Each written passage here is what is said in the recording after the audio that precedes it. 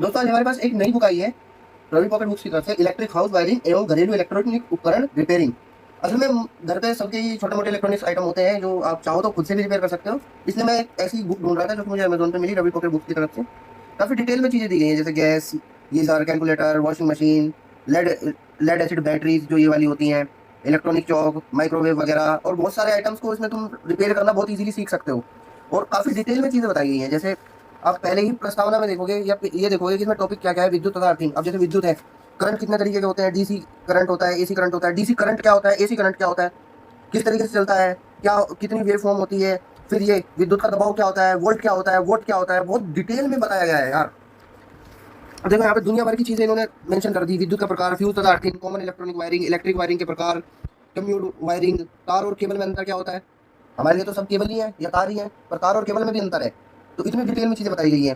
फिर आगे electronic items आ गए, heater, press, immersion rod, geyser, toaster एवं केतली वगैरह रिपेयर कैसे हो सकती है, मिक्सी कैसे रिपेयर करें, रेफ्रिजरेटर और एयर कंडीशनर तक इसमें रिपेयर करने का बता रखा है।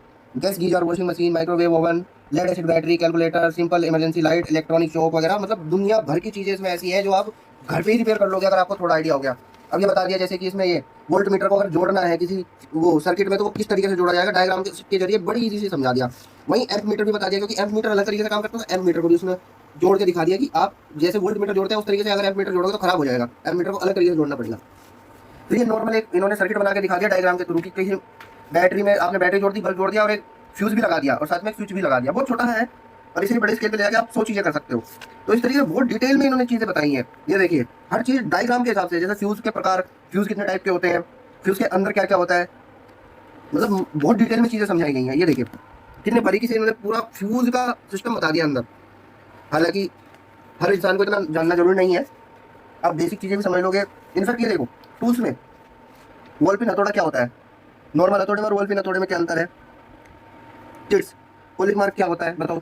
नॉर्मल स्क्रू ड्राइवर के बारे में इतनी डिटेल कौन लिख के देता है यार। तो मेरे हिसाब से तो मस्ट बाय बुक है भाई।